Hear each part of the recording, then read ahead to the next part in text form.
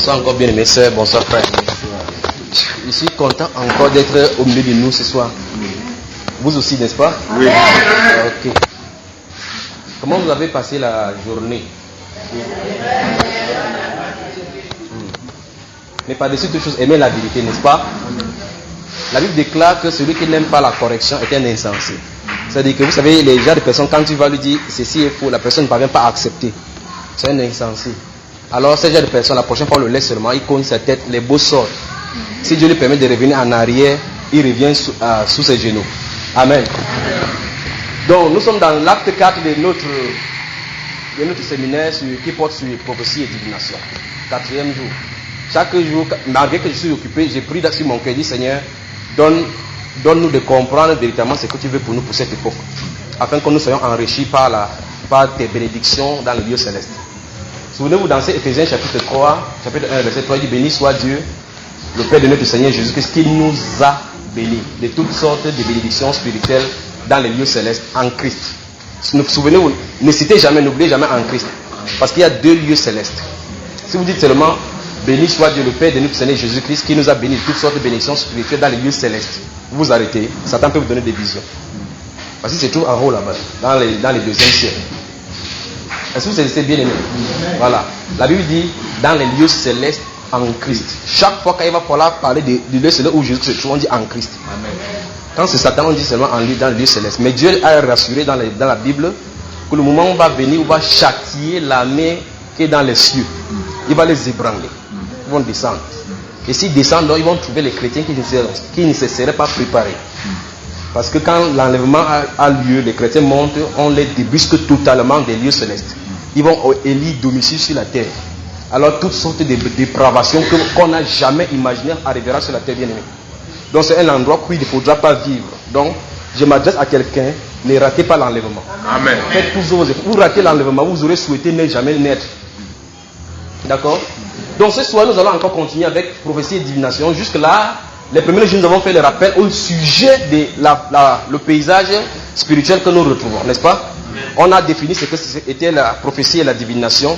Par la suite, on est entré en montrant que le Seigneur l'avait déjà prévu dans Matthieu chapitre 24, les versets 11, 6 et 23. On a vu que l'apôtre Paul en avait parlé. Dans le livre de 2 Thessaloniciens chapitre 2, 1 Timothée 4, verset 1 et 2, 2 Timothée 4, verset 1 également. On a vu qu'il a parlé dans Actes chapitre 20, verset 28 à 30. On a vu que l'apôtre Pierre a parlé dans 2 Pierre chapitre 1, chapitre 2, verset 1 à 2. On a vu que Jean également en a parlé dans 1 Jean chapitre 2, puis dans 1 Jean chapitre 4. On a vu cela. On a vu que Jude en a parlé. On a vu que tous les apôtres ont pointé les lanternes au rouge par rapport à notre époque. Et chacun de ces apôtres-là voyait la chose parce qu'au fur et à mesure qu'ils étaient sur place, ça se passait déjà au milieu d'eux. Les discussions et les disputes qu'on a en milieu chrétien, ça n'a pas commencé d'aujourd'hui. Les tractations qu'il y a aujourd'hui, ce n'est pas nouveau. Pourquoi? Parce que dans Ecclésiaste chapitre 1, le verset 15, la Bible, verset 9 et 10, la Bible déclare qu'il n'y a rien de nouveau sous le soleil. Il n'y a rien de nouveau. Et au chapitre 3, verset 15, la Bible déclare que si quelqu'un dit que cette chose-ci est nouvelle, ça a déjà existé dans les siècles passés. Et Dieu amène toute chose en existence. C'est-à-dire que s'il y a les esprits religieux, ça va prendre la forme du modernisme, mais le même esprit sera là. S'il y a l'esprit de séduction, il n'y a pas un nouveau esprit sur cette terre-ci. De même que le Saint-Esprit est ancien sur cette terre-ci, de même l'esprit satanique aussi est ancien. Il change seulement par rapport à la configuration naturelle, à la configuration physique, matérielle. Mais l'esprit reste identique. Par exemple, dans les anciens temps, il n'y avait pas la musique qu'on est en train d'entendre maintenant. Mais maintenant, ils ont adopté une nouvelle façon de faire pour polluer l'esprit, pour polluer la pensée, afin qu'on ait des cauchemars. Amen.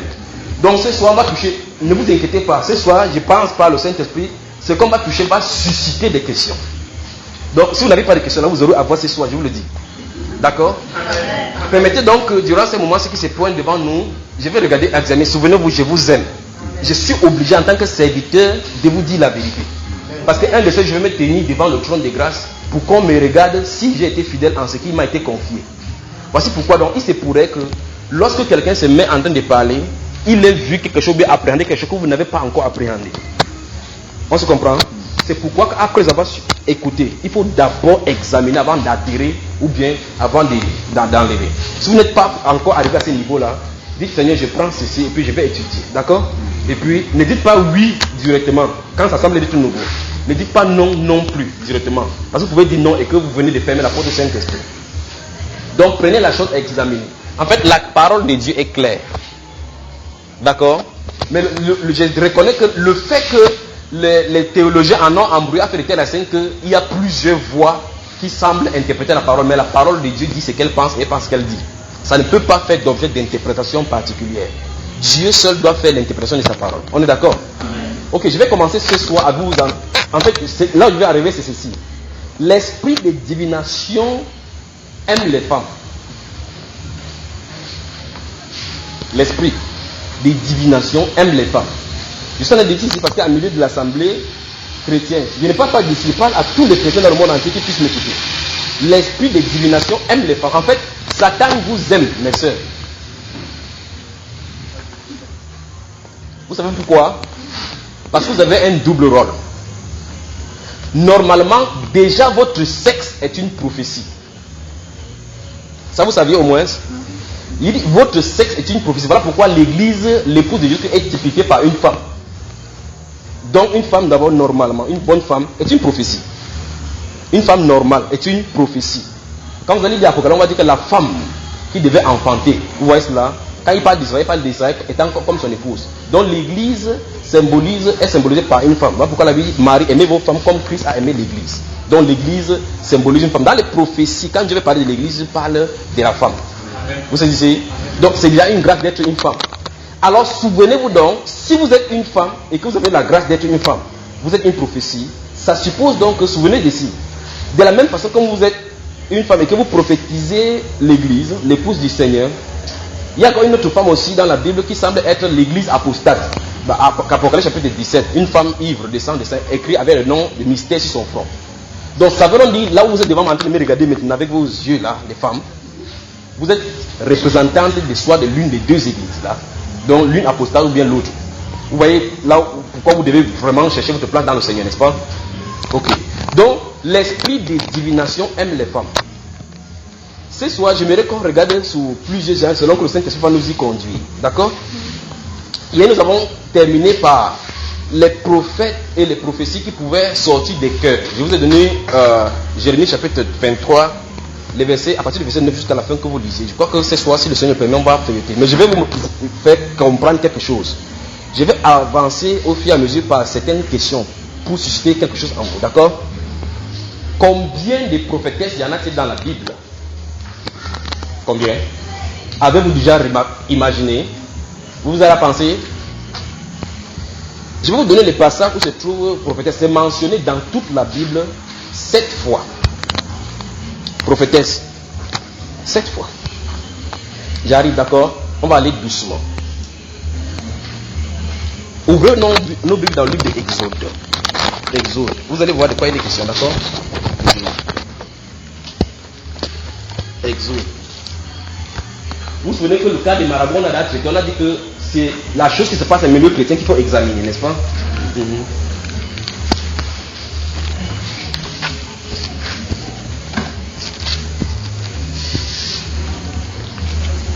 Vous y êtes? Exode chapitre 15, le verset 20.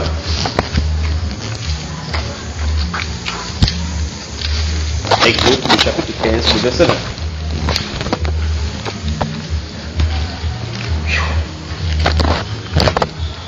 Donc je vais glisser sur ce questionnement pour éveiller des questionnements en nous.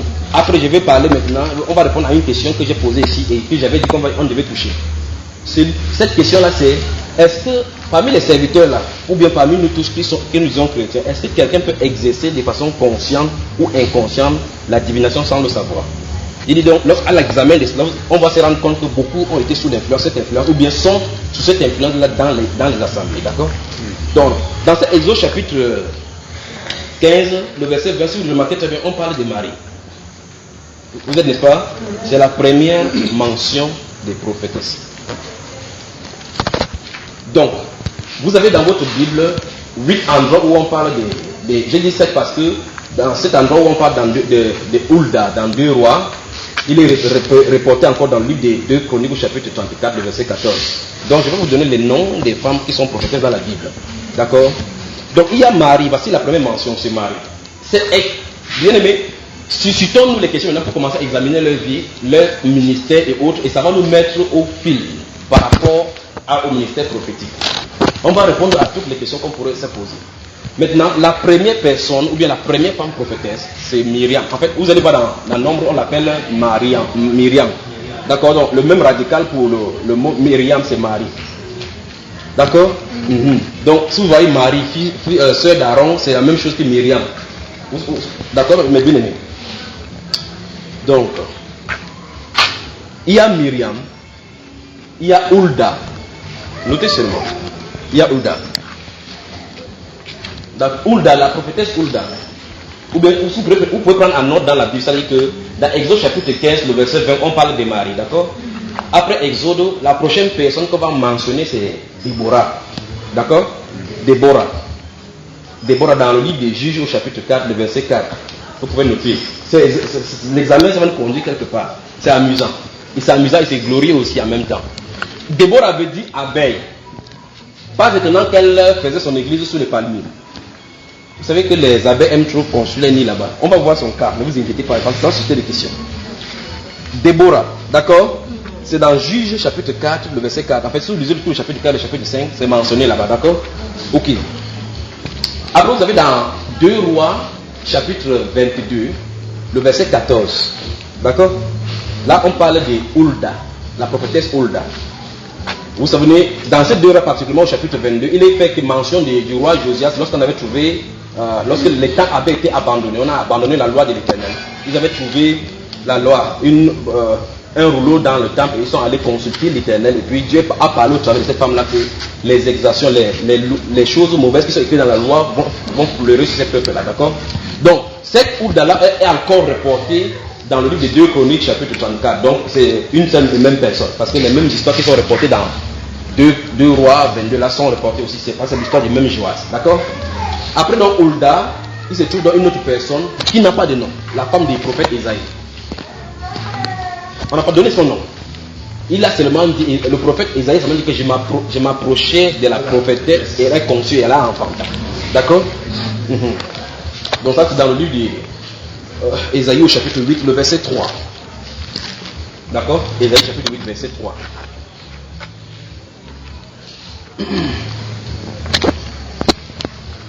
Vous y êtes bien aimés? Ok. Avant donc Isaïe, dans le livre de Néhémie qu'on a lu hier, on a lu le chapitre 6 de Néhémie hier. Le verset 14, on a parlé d'une certaine prophétesse, la Noadia. Donc, ça se trouve dans Néhémie chapitre 6, le verset 14. Une prophétesse. On va examiner ce qu'il en est, d'accord? Ah, c'est merveilleux. Quelque chose commence à arriver dans mon cœur là maintenant. Donc, Néhémie chapitre 6, le verset 14, pour Noadia.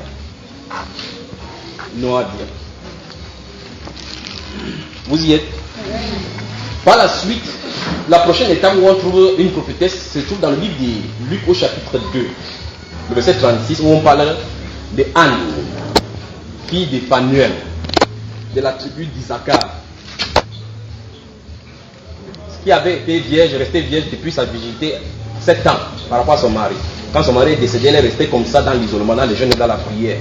Et Dieu lui avait donné la certitude de la promesse qu'il va voir le salut, qui est décédé pour le nation. Vous vous souvenez, n'est-ce pas? Dans le livre de Luc, elle est venue au temple, elle parlait de Jésus à n'importe qui. Elle s'appelle Anne. Ok. La prochaine mention d'une prophétesse encore, c'est dans Apocalypse chapitre 2, le verset 20. Là, il est fait mention de la fameuse Jézabel.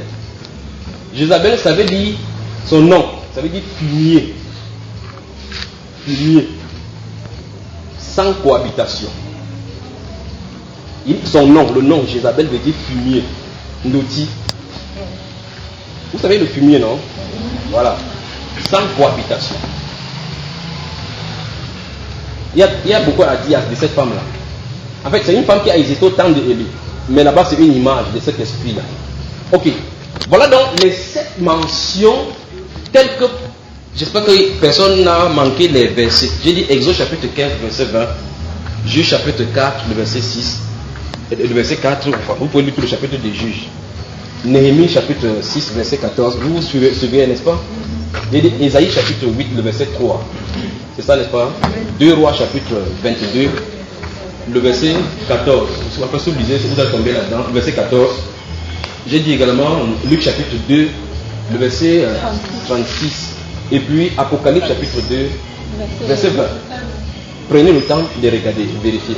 Voilà donc les 7 personnes féminines dont on parle dans la Bible comme prophétesse. Souvenez-vous de ce qui est dit. Il dit que l'esprit de divination aime les femmes. Ok, on va expliquer, ne vous inquiétez pas.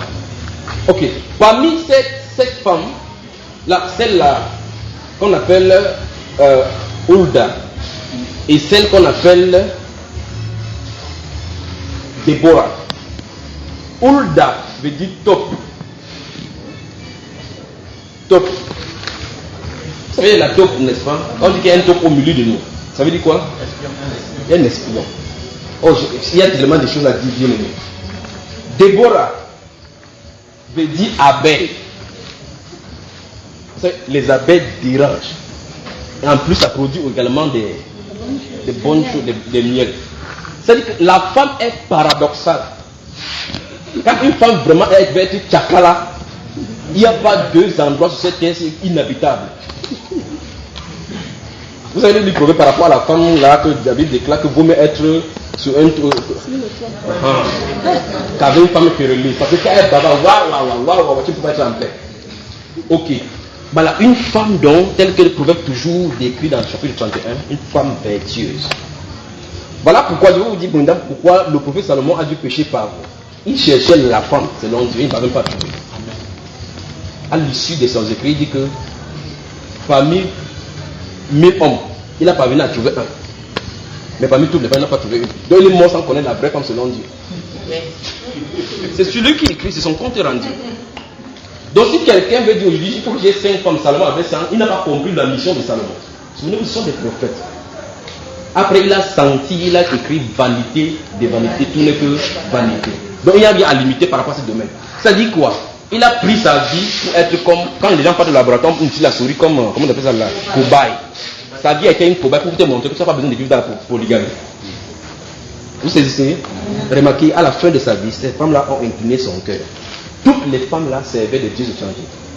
Moloch, Kemosh, Nabal, Baal, Hamo, Baal et Evaïm, citez tous les dieux là. Les femmes. La femme vertueuse, qui peut donc la trouver? C'est ça le problème. Regardez, les caractéristiques de la femme vertueuse dans Proverbe chapitre 31 se trouvent dans l'église manifestée. C'est-à-dire une femme vertueuse sera prise comme un exemple par rapport aux prophéties, par rapport à l'église. Je vais vous expliquer pour vous saisir un peu ce qu'il veut dire, d'accord? L'époque où nous vivons dans Apocalypse chapitre 2 est appelée comme l'âge de l'église de Laodicée. Le dernier âge. Et dans cet âge-là, on dit que l'église est misérable, aveugle et nue. Vous savez ça, n'est-ce pas? Observez les jeunes filles dehors, donc vous êtes. Vous venez ici couvert, vous savez comment vous habillez dehors, non? Nudité. Donc, la façon d'observer de Dieu, Dieu a donné cela dans le discernement pour qu'on puisse regarder comment l'église, pour voir comment l'église est devant Dieu. C'est-à-dire maintenant qu'on ne savait pas comment voir, d'accord? Pour regarder le temps, regarder comment Dieu, quel est le temps qu'on a de vivre. Surveiller Israël. C'est l'horloge de Dieu, d'après la Bible. Amen. Si vous voulez savoir comment Dieu va agir, suivez seulement Israël. C'est que Dieu a dit tout à l'heure, Israël a dit le mot. Donc l'horloge de Dieu, c'est par rapport à Israël. Quand il va entrer dans l'église, il va travailler par rapport à l'église, suivez le comportement de femmes dehors. Vous saurez exactement comment Dieu a envie de voir l'église. Quand vous regardez la majorité des filles dehors, ça s'habille bien ou bien ça s'habille mal. C'est comme ça que l'église est devant le Seigneur. Il dit, l'esprit de divination aime les femmes. La séduction. Maintenant, revenons sur ce cas de ces femmes prophétesses. Première femme, elle s'appelle comment? Marie, n'est-ce pas? Dans ce livre de Nombres, chapitre 15, le verset 20 qu'on a lu. Maintenant, il y a une histoire qui va se passer entre. Souvenez-vous, elles étaient fortes dans leur famille. Il y avait Aaron, le grand frère, elle et puis Moïse, le dernier. N'est-ce pas? Ok. Dans le livre de Nombres, chapitre 12, prenez cela et puis, je ne sais pas si le Saint-Esprit nous permet de lire, on va lire pour que vous voyez quelque chose. Elle va conduire son frère dans le murmure par rapport à Moïse, son frère, vis-à-vis à cause de la femme que Moïse avait pris. Ils ont murmuré. On parle de murmure et puis elle a eu la lèpre. Dans cet Exode chapitre 15, verset 28, la mention qu'on appelle là-bas prophétesse parce qu'elle a eu les tambourins, elle chantait les cantiques. D'accord? Mais ce qu'il veut faire montrer, c'est qu'il n'y a aucune de ces prophéties nulle part. Il n'y a aucune de ces prophéties nulle part. Je vais seulement vous montrer quelque chose. Et pour que vous compreniez, il y a une chose de lire la Bible et de comprendre selon ce que Dieu est en train de dire. C'est une chose de comprendre ce que Dieu est en train de dire, le pourquoi. D'accord? Ok, on a nommé cette femme. On a vu que la femme d'Ésaïe n'a même pas été mentionnée. On a seulement dit, je m'approchais de la prophétesse. Elle a enfanté. On n'a pas donné son nom. Elle n'a jamais dit quoi que ce soit qui est mentionné. D'accord? Maintenant, il y a deux personnes qui ont parlé. Deux personnes qui ont véritablement parlé. Il y a le cas de Déborah et il y a Hulda. L'une c'est l'abeille, l'autre c'est la taupe. Anne, grâce, Anne veut dire grâce. Anne qui est dans Luc chapitre 2 là, elle parlait de tout le monde de Jésus. Remarquez très bien, on a parlé de sa virginité. Et quand on va toucher le cadre dans le Nouveau Testament, on va voir 4 filles vierges qui prophétisaient. On va revenir là tout à l'heure pour que vous allez comprendre quelque chose. Maintenant, Déborah est une prophétesse, elle a dit des choses. Hulda, c'est une prophétesse, elle a dit des choses. Parmi les 7 dont on a cité, 2 sont normalement fausses. Il y a Noadia, verset Néhémie chapitre 6. Il y a Jézabel. Il reste donc combien à notre actif? 5. Il y a une autre qui n'a même pas prophétisé, la femme d'Ésaïe. Il reste combien à notre actif? Il y a Myriam qui n'a même pas prophétisé. Il reste combien à notre actif? 3. Maintenant, je vais prendre l'autre côté. Votre Bible fait mention, si vous regardez les mots, si vous suivez dans votre Bible prophète, sans S, ça apparaît 220 fois. Je recommence encore pour vous saisir. Si vous saisissez dans votre Bible depuis la Genèse jusqu'à l'Apocalypse, vous suivez le mot prophète sans S, ça apparaît 220 fois. Si vous regardez prophète avec S, ça apparaît 235 fois. Le total donc 455 fois qu'on a fait mention des prophètes. Et avec la réduction, on voit qu'il y a 3 femmes seulement qui sont prophétesses dans la Bible entièrement. Ça vous fait quelque chose déjà là? Attends, est-ce que ça vous pose un problème déjà? Vous saisissez là où je vais en venir? Amen. Vous saisissez là où je vais en venir? Amen. En fait, je vais dire ça maintenant pour que vous compreniez. Dans le Nouveau Testament, il n'y a pas une seule prophétesse. Maintenant, il faut que ça. Maintenant, c'est là où je vais en venir. Si vous en connaissez, levez le doigt tout simplement pendant qu'on va parler et montrez-moi une. Il dit, dans le Nouveau Testament, il n'y en a pas une seule prophétesse mentionnée. Je sens d'arriver quelque part pour vous saisir. En fait, l'Église a baissé le bras, on a saisi la main tendue de Satan, des choses sont glissées au milieu de l'Église parce que nous avons quitté le cadre de la parole. C'est là le problème là maintenant. Il faut qu'on taxe ça ce soir. Vous m'aimez, n'est-ce pas, bien-aimé? Oui. Comment vous justement? C'est parce que vous ne parlez pas. Vous m'aimez, n'est-ce pas? Amen. Je vous aime, c'est pour ça que je vais vous dire la vérité. Remarquez très bien, tous les versets que je vous ai donnés, il n'y a qu'un seul verset du Nouveau Testament que je vous ai donné, pas vrai? Apocalypse chapitre 2, verset 20, pas vrai? Et c'est la seule mention d'une femme. Et Dieu ne l'a pas appelée là-bas prophétesse non plus.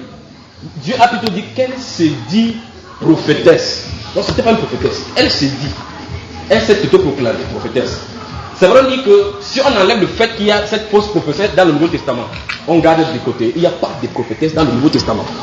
Je vous lance le défi. Qu'est-ce que ça vous fait déjà au milieu de l'église? Voilà. Alors ça commence à poser le problème de la définition du ministère prophétique et du don des prophéties. C'est ce qu'on va voir là maintenant. C'est là où je voulais rentrer. C'est quoi donc le ministère du prophète et c'est quoi donc le don des prophéties? Que quelqu'un se lève de façon par lui-même. Une personne se lève et fait une démonstration pour que vous saisissiez. Je vais par démonstration pour que vous essayez de comprendre ce que je veux dire, d'accord? Une personne volontaire se lève. Il n'y aura pas, c'est pas dans la vie, c'est physique, d'accord? Personne volontaire, levez-vous. Maintenant, si, voilà, bien comme ça, devant comme ça, on va plus, on pourra bien voir, n'est-ce pas? Regardez, vous savez cette femme, n'est-ce pas? Elle a 2 choses sur elle. L'une qui a été ajoutée, l'autre qu'elle n'a pas fait l'effort de l'avoir. Ce qu'elle a ajouté, c'est son vêtement au-dessus d'elle. Vous avez remarqué, n'est-ce pas? Son corps, qu'elle l'admet ou non, elle est venue avec son corps. Vous saisissez? Il dit son corps. En fait, vous admettez, je prends pour elle pour que vous saisissiez. En fait, c'est même sur vous. Je veux dire, la sœur que nous sommes en train de voir, elle a 2 choses sur elle. Vous savez que la vie est comparée au corps dans les Écritures. Quand le Seigneur parlait dans Luc chapitre 20, Matthieu chapitre 6 là, de la nourriture et le vêtement, ainsi de suite. Vous savez, vous vous souvenez ça, n'est-ce pas? Voilà. Donc la vie est comparée au corps. Cette sœur qui est au-devant de moi, cet habit-ci a été ajouté à un moment donné. Elle a commencé à porter, il y a eu un moment où elle a commencé à porter ça. Vous saisissez? Ceci, elle a toujours eu. Vous saisissez? Ok, je vais dire ça autrement. Supposons que cet habit-ci n'est pas d'elle, c'est-à-dire qu'on lui a offert. Alors on lui a fait ce don-ci à un moment donné. Et il y a un moment donné où elle s'est appropriée de ce don. Vous saisissez bien aimé. Faites l'effort de vraiment saisir. Il y a eu un moment où elle s'est appropriée de ce don qu'on lui a donné. Et à un moment donné, elle a commencé à utiliser. Ceci, on ne lui a pas offert, elle l'avait tout naturellement. Vous saisissez? Vous allez vous asseoir, je vais vous expliquer maintenant. Le don des prophéties commence à un moment donné, le prophète naît prophète. Amen. Amen. Ça va dégager beaucoup de choses là maintenant. C'est cette définition et cette confusion, je sais de quoi il est question, je sais de quoi je suis en train de parler. Dans l'église du Seigneur, le fait qu'il n'y a pas des enseignants envoyés selon Dieu, on va aller dans toutes les dérives. Pourquoi? Parce que la Bible déclare, vous ne pouvez pas connaître les choses de Dieu si ce n'est pas par l'Esprit de Dieu. Si vous avez notre Esprit de Dieu, Dieu va voiler cela. Il dit, il prend les sages dans leur ruse. Vous avez vu l'exemple, n'est-ce pas? On dit le don des prophéties. Le don, c'est-à-dire quelque chose qui est donné comme cadeau. À un moment donné, on parle du charisme. C'est le don spirituel. Avant que cela ne vienne, tu n'avais pas. Prenons un exemple pour vous comprendre. Le don, par exemple, on va prendre quoi? La parole de connaissance. Quand tu étais mon tu n'as pas la parole de connaissance. Vous voyez, j'arrive là quelque part encore, regardez. À un moment donné, tu as la parole de connaissance. Ça a eu un endroit où ça va commencer. Je vais toucher le cœur de l'expression pour que vous compreniez ce qu'il veut dire. Mais jusqu'à là, je vais mettre la parenthèse, c'est dimanche qui va bien déballer. À un moment donné, vous avez cette manifestation des dons des paroles de connaissance. C'est encore une autre confusion. Les gens ne connaissent pas la différence entre prophétie, dons de prophétie, paroles de connaissance, paroles de sagesse. C'est un autre problème, mais ce n'est pas notre thème là maintenant. Restons sur prophétie, divination, ces choses-ci. Je vais vous expliquer quelque temps la différence entre le ministère du prophète et le don de prophétie. Vous saisissez? Donc, dans le Nouveau Testament, il y a donc cet apport du don de prophétie. Pourquoi? Parce que ces dons-là étaient prévus en Dieu pour être donnés par le Saint-Esprit. Ce n'est pas donc possible d'avoir le don de prophétie sans être baptisé dans le Saint-Esprit. Amen. Amen. Parce que les dons se trouvent dans le Saint-Esprit. Amen. Pierre a donné cet appel-là solennel dans Actes chapitre 2, le verset 38. Repentez-vous et que chacun de vous soit baptisé au nom du Seigneur Jésus-Christ pour le pardon de vos péchés et vous recevrez le don du Saint-Esprit. Donc ne priez pas que, Seigneur, Seigneur. En fait, ça va me pousser à poser une question ce soir. Avez-vous reçu le Saint-Esprit quand vous avez cru? Amen. Ça va me pousser à poser cette question.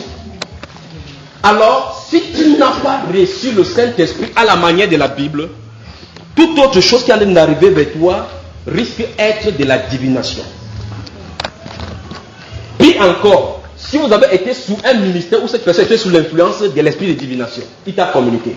Dimanche, je vous en parler avec des exemples, des tonnes.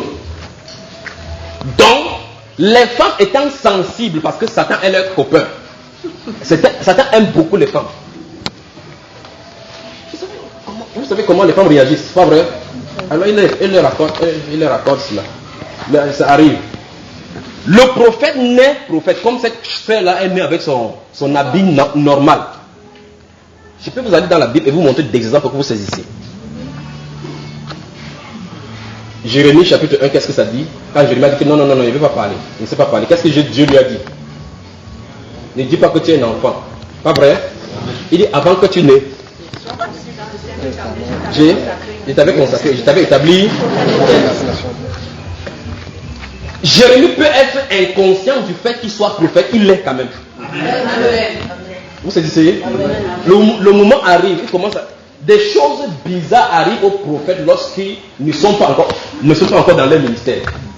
Après, je vais expliquer quelque chose qui chamboule encore la théologie. Je vais vous expliquer cela pour que vous saisissiez. Parce que la Bible, si vous devez l'amener en harmonie pour pouvoir prêcher.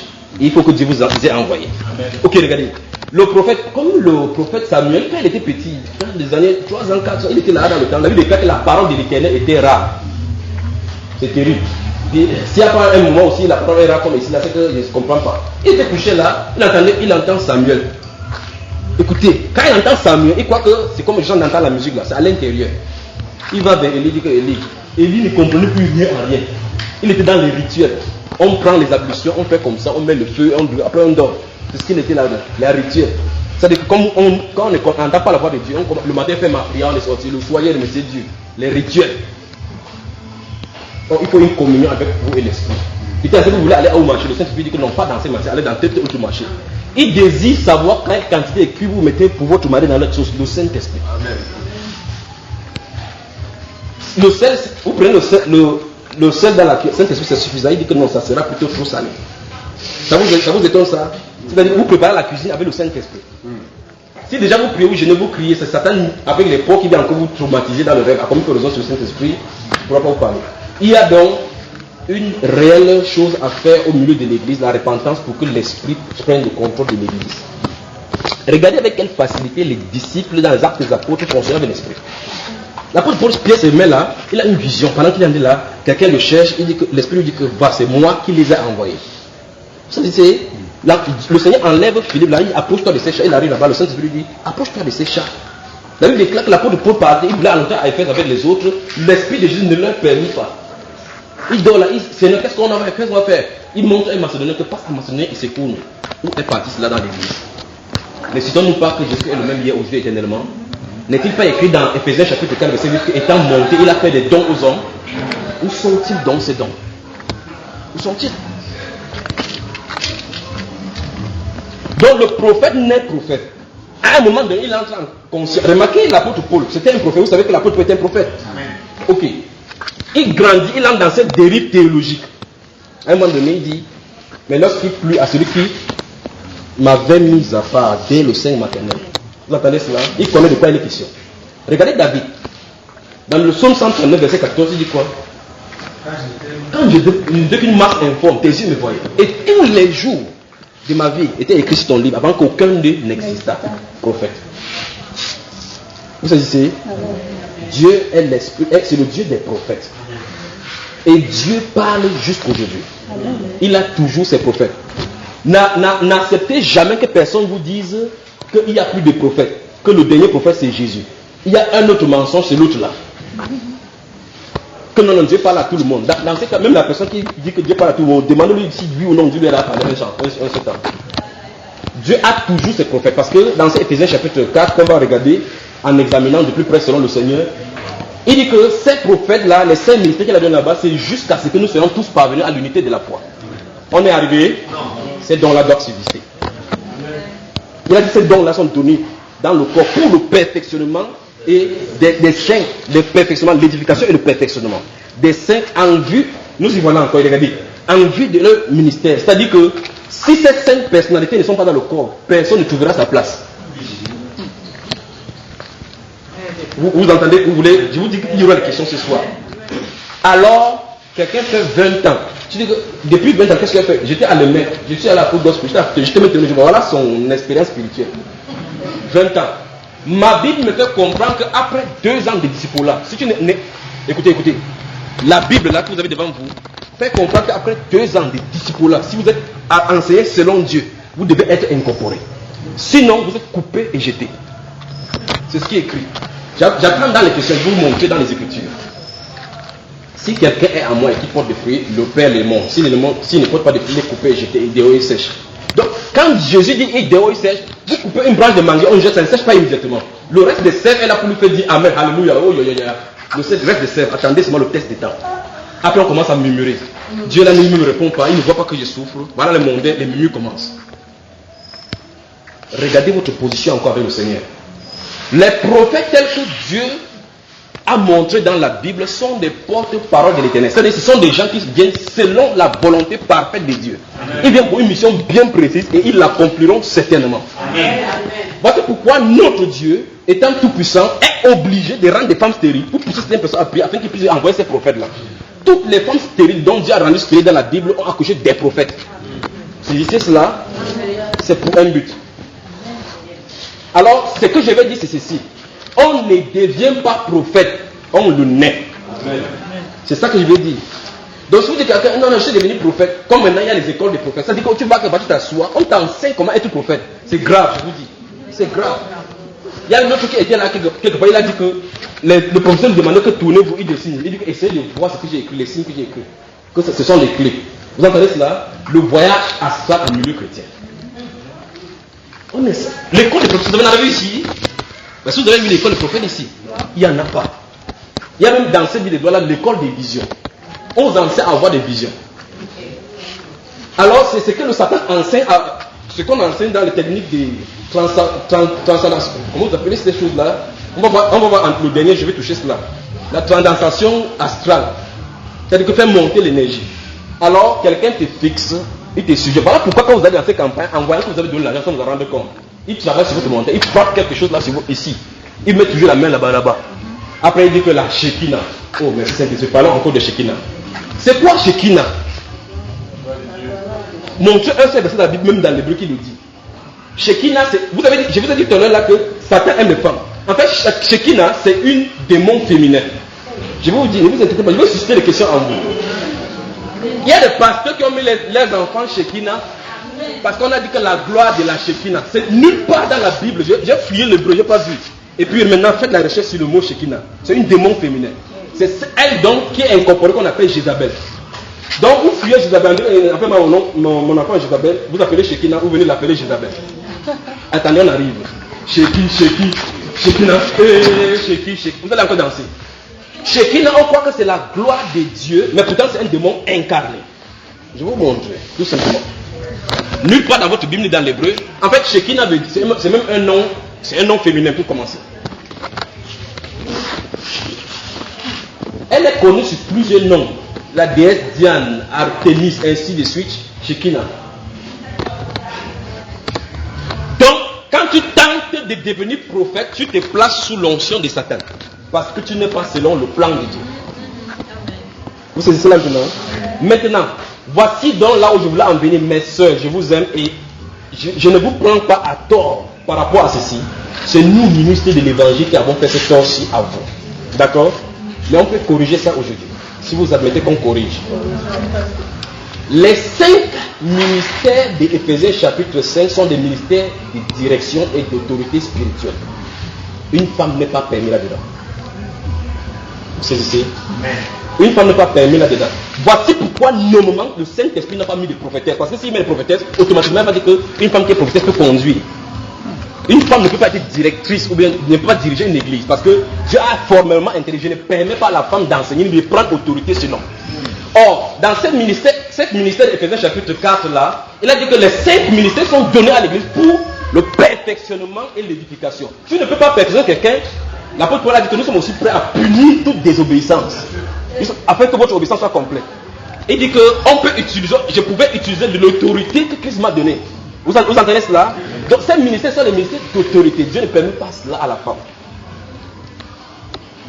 Alors aujourd'hui, vous voyez les gants qui s'affichent au carrefour, prophète tel et professeur tel. Je vois, Seigneur, qu'est-ce qu'il veut faire de ce pays? La Bible est en train de dire le contraire. Alors voici donc l'explication de ce qui est arrivé à la dérive. Des sœurs peuvent avoir des dons de prophétie, on les confond aux prophètes. C'est le problème de l'église. C'est-à-dire, pour le fait que quelqu'un a prophétisé, on dit que c'est la prophétesse telle. Corrigez seulement votre position. N'admettez pas, en fait, même vous dites que je suis prophétesse telle, vous ne pouvez pas vous incorporer au corps, parce qu'il n'y a pas votre place là-dedans. Si vous avez le don spirituel, le don des prophéties, admettez que le Seigneur vous a donné une grâce de prophétiser. Ne vous appelez pas prophète. C'est que vous avez écrit un autre Nouveau Testament. Parce que je vous ai dit, il n'y a pas un seul endroit dans la Bible où il y a le Nouveau Testament où il y en a des prophétesses. Ça n'allait quelque part. Je vous ai dit, l'esprit des divinations vous aime. Alors quand vous êtes sensible à l'esprit, ça peut vous faire prophétiser. Vous donnez les choses, vous voulez d'abord, ça vous convainc. Je vous dis, dimanche, j'arrive. Alors qu'est-ce qui arrive lorsqu'on est sous cette influence? Le serviteur, j'ai dit, ce n'est pas le problème des femmes. C'est que les conducteurs ont quitté, n'ont pas enseigné la bonne manière. Voici pourquoi dans Jacques chapitre 3, il a dit que plusieurs personnes ne se mettent pas à enseigner. Parce que vous savez comment on sera jugé plus sévèrement.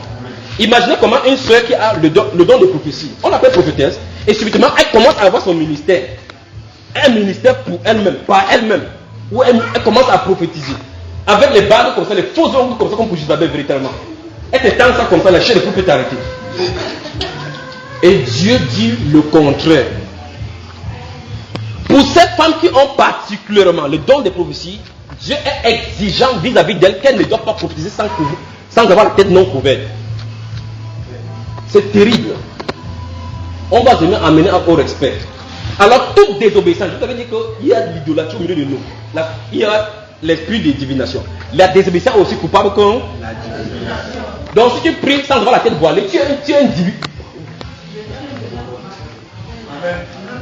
Amen. L'église, où es-tu?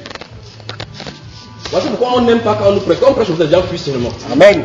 Mais regardez, j'ai déjà dit, les gens qui me connaissent, je le dis haut et fort, je n'appelle jamais personne pour savoir que vous êtes où. Quand je prêche la vérité, je ne dirai jamais devant personne que s'il te plaît, pardonne-moi, jamais. Je ne me repentirai point pour avoir dit la vérité. Amen. Amen. Vous savez, Jésus, quand il a parlé, si nous mangeons machin, vous ne buvez mon sang, vous n'avez pas ma vie. Les gens sont partis, il n'a pas dit que non, venez, je vous explique ce qu'il voulait dire.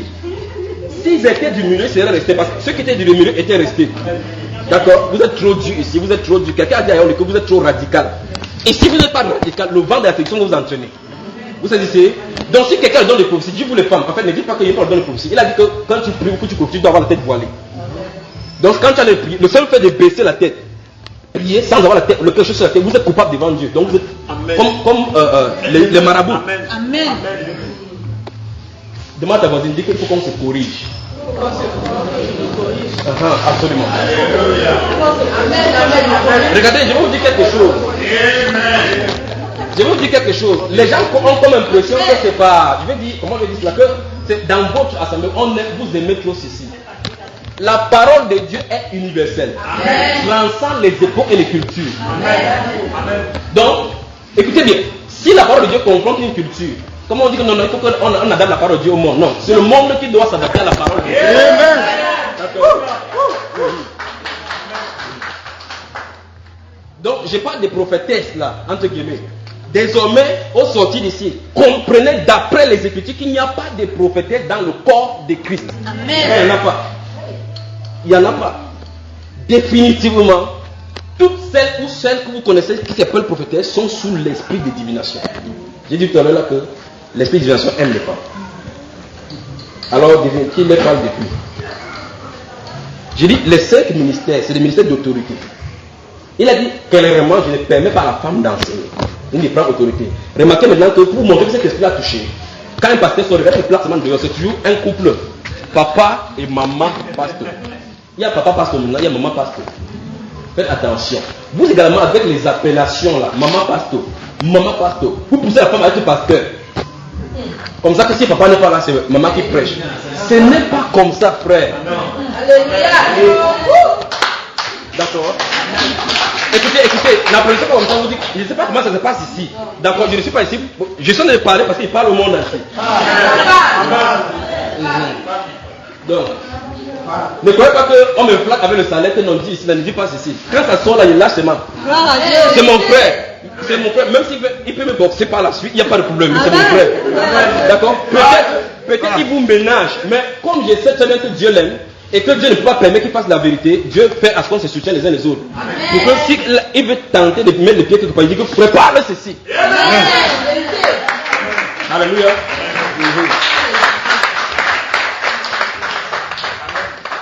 Vous avez parcouru les dénominations, vous avez des prophétesses, vous en avez vu. Souvenez-vous dès maintenant. La parole de Dieu montre clairement que c'était fausse. Il n'y en a pas une seule. Dans cet Apocalypse chapitre 2, verset 20, il dit que ce que j'ai contre toi, c'est que tu laisses la femme. L'Église laisse la femme enseigner ses serviteurs.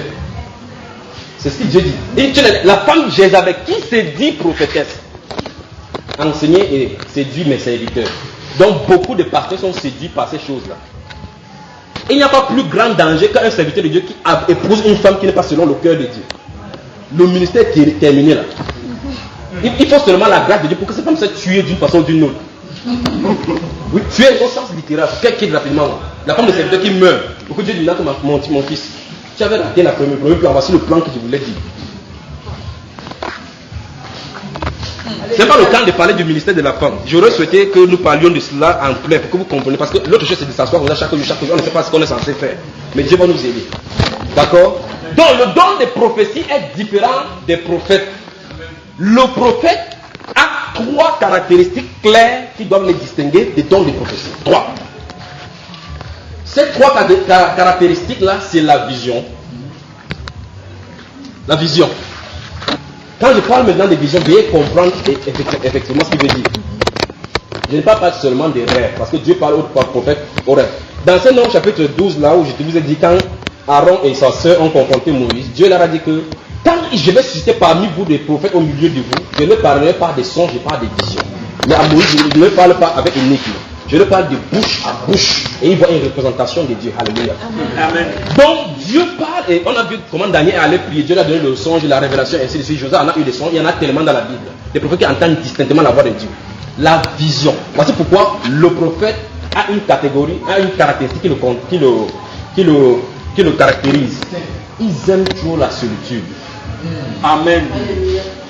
Ça ne vous surprend pas que les gens partent toujours dans le désert, aiment se retirer.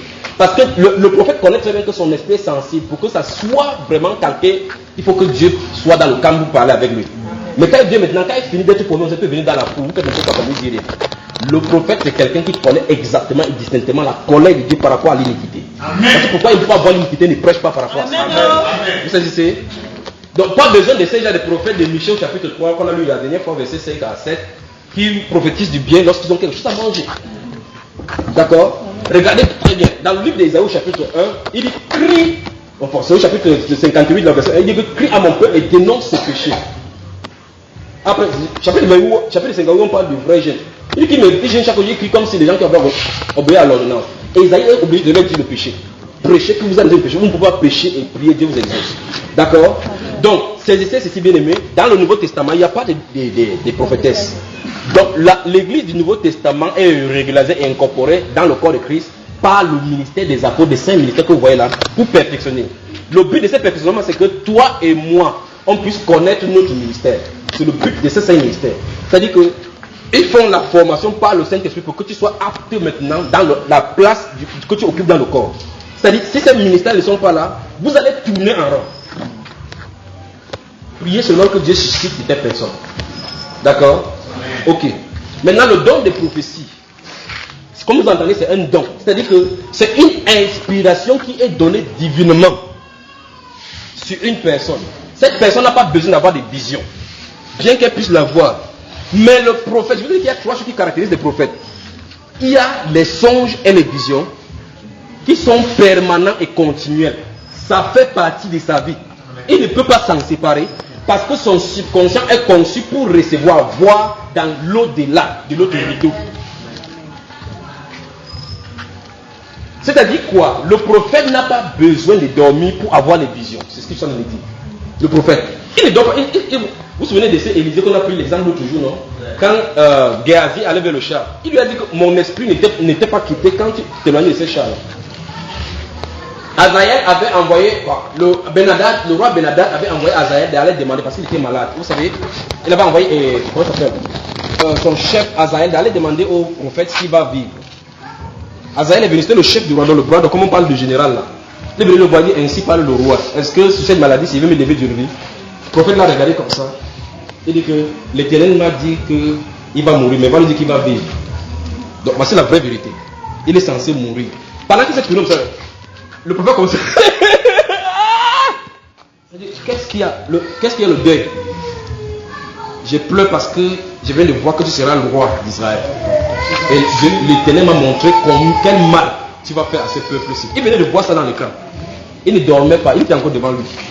Dieu lui a donné une prophétie par rapport à son maître. Et quand il est monté, il s'est tourné, il a dit, il a continué. Le monsieur là, quand on vient de lui dire qu'il va tuer beaucoup d'Israéliens et que son maître va mourir. Il est monté à la maison, prend l'oreiller, appuyé sur son visage, il est mort, il est devenu roi. Il a fait du mal au peuple. Que parlez-vous de Jéroboam, le maître qui était serviteur de Salomon? Vous savez qu'après la mort de Salomon, le royaume s'est divisé en deux. Le Roboam a pris le sud avec 2 tribus. Jéroboam a pris les tribus du nord avec 10 tribus. Il rentre de hauts lieux. Voici Akila qui le rencontre. Il enlève son manteau. Il déchire en 12 parties. Il lui donne 10 parties. Ainsi parle l'Éternel. J'ai déchiré le royaume des fils d'Isaïe et je t'en donnerai 10 parties. Il a fui en Égypte. Il est revenu. Il a fait du mal à Israël. Donc le prophète a permanemment la vision sans avoir besoin du sommeil, comme les êtres humains normaux. C'est-à-dire la constitution du subconscient du prophète est différente de tout autre être humain. Voilà pourquoi on ne peut pas forcer pour devenir. Parce que tu vas beau forcer pour avoir les rêves, tu vas seulement rêver comment tu as dû les manger. Donc n'essaie pas de dire que c'est fort, il faut que je rêve. Ne faites pas cela. Aimez seulement le Seigneur. Et s'il plaît à Dieu de se révéler à vous, il se révèle. D'accord? Cherchez seulement sa face. Donc, deuxième chose que le prophète a, maintenant c'est ici, donc j'avais posé la question la dernière fois et puis j'ai répondu autrement. Le prophète, tout prophète, qu'ils le connaissent ou pas, qu'ils l'admettent ou non, ont le don de discernement des esprits. Amen. Le don de discernement des esprits. Vous êtes ici? Ok. Alors ils peuvent recevoir des révélations de la part de Dieu. Ils peuvent rester là-bas. Il dit que toi, esprit de Python, sors de ce corps. Toi, esprit de Python. Il a appelé l'esprit nommément. Et curieusement, les esprits aussi les connaissent. Quand le grand professeur finit là-bas, il dit que tu es le fils du Très-Haut, tu es venu pour nous perdre. C'était le fils de l'homme qui était là. Souvenez-vous, quand Jésus-Christ s'appelle fils de l'homme, il veut dire qu'il est prophète. Vous savez ça, n'est-ce pas? Amen. Ok. Alors voilà pourquoi dans cette démon lancé cette fille qui m'avait dit que je connais Paul. Je connais Jésus, je sais qui est Paul. Donc il connaît Paul. L'un d'eux, dans une femme, avait dit quoi? Que ces hommes, ce sont les serviteurs de Dieu Très-Haut. Donc ils connaissent. Vous savez bien aimé. Donc ne faites pas l'amalgame entre le don de prophétie et le ministère de prophétie. Alors maintenant, je vais vous montrer le Nouveau Testament. Justement, il n'y a pas le temps de lire, parce que pour lire là, ça va nous freiner. Reprenez toujours, mais quand ici, vous avez lu l'écriture, vous allez confronter ça dans votre esprit, ça va que de quoi il est question. Je vais vous parler ces 2 derniers jours du prophète Agabus. La Bible déclare, si vous lisez à chapitre 13 des Actes des Apôtres, pendant que les apôtres Paul et Silas étaient en train de jeûner et prier dans leur ministère, le Saint-Esprit a dit, mettez-moi à part Saul et Barnabas pour l'œuvre à laquelle je les ai appelés. Au verset 1, la Bible dit qu'il y avait dans l'église d'Antioche des prophètes et des docteurs. Vous savez ça? Donc dans l'église, il y avait cela. C'est nouveau là maintenant, c'est à partir du 20e siècle qu'on a incorporé les femmes prophétesses, les femmes évêques, les femmes anciennes de l'église, jusqu'à ce que d'autres célèbrent avec les fleurs. Allez dans l'église, ils ont ce n'est pas le moment. Mais Dieu va botter les gens au dehors, je vous dis. Amen. Alors, qu'est-ce qui va se passer? Dans ces actes des apôtres, vous allez remarquer, je vous ai parlé du ministère d'Agabus 2 fois. Dans les 2 fois, quand il est arrivé chez l'évangile, je vais vous montrer quelque chose seulement. Je sais qu'il y a des questions par rapport à. Mais les fils et les filles vont prophétiser. Ne vous inquiétez pas. Quand il va arriver chez Agabus, Agabus va descendre là-bas chez l'évangéliste Philippe. On dit que l'évangéliste Philippe avec 4 filles qui. On a dit qu'elles étaient les prophétesses. On a dit qu'elles prophétisaient. Tout simplement. Le renseignement est donné. Elle prophétisait. Donc elle avait le don des prophéties. J'aimerais bien voir combien les sœurs sont vierges. Souvenez-vous, j'ai parlé de Marie, de Anne tout à l'heure là dans Luc chapitre 2. Vierge jusqu'à son mariage. Après 7 ans, quand elle a s'est mariée, son mari est mort 7 ans de mariage, elle ne s'est plus mariée jusqu'à ce qu'elle est vieille. Jeûne et prière, jeûne et prière. Aujourd'hui, on dit que je n'ai un jour dit que le pasteur il exagère. Et vous voulez entendre la voix de Dieu. Ok, ils avaient 4 filles vierges qui prophétisaient. Subitement, dans cette assemblée, Dieu a dû dépêcher un prophète pour venir là-bas donner une direction. Ça ne vous étonne pas? Donc, quand il sera de conduite et d'autorité de direction dans l'église, Dieu va susciter des prophètes. Parce que Dieu ne peut pas aller au-delà de sa parole. Il ne peut pas être en contre sa propre parole qu'il a écrite. Il ne peut pas écrire sa parole et franchir la ligne qu'il a enseignée. C'est-à-dire que les 4 filles là prophétisaient. Je m'arrête parce que la Bible dit qu'elle prophétisait. Je ne veux pas savoir ce qu'elle prophétisait parce qu'on n'a pas écrit. Il faut savoir se taire quand la Bible se tait et parler quand la Bible parle. On a dit qu'elle prophétisait. Mais on a dit que Agabus s'est levé là-bas, il a pris sa ceinture, il a attaché sa belle, il a dit ainsi parle l'esprit, Paul, pour donner la direction au ministère de Paul. C'est ici. Si c'est cette femme-là qui avait fait ça, Paul lui dit que stop. Parce que c'est ce Paul-là, il connaît de quoi il est question. Dans ces 1 Corinthiens 14, là, verset 37, il va dire quoi? Il dit, est-ce de chez vous que la parole est venue? Si quelqu'un croit être prophète ou inspiré, qu'il reconnaisse que ce que je vais décrire est un commandement du Seigneur. C'est-à-dire qu'un prophète qui dit aujourd'hui que ma femme est prophétesse, il vient de dire là que l'apôtre Paul était un faux prophète. Parce que l'apôtre Paul a dit qu'il tient ça de la part du Seigneur. C'est un commandement. Si c'est un commandement, ça transcende les époques et les cultures. C'est pour tout le monde. Alors, après il dit, si vous lisez la version Thomson, il dit que, et s'il ignore, c'est qu'il a été ignoré de Dieu. C'est-à-dire, l'apôtre Paul nous dire que, si un prophète vient dire que voici une prophétesse, Dieu l'a ignoré. Dieu ne le connaît pas. Parce que Dieu a déjà dit à l'apôtre Paul, que comme dans toutes les églises de Saint, que la femme se taise. Vous savez, c'est la divination en lieu de la pratique.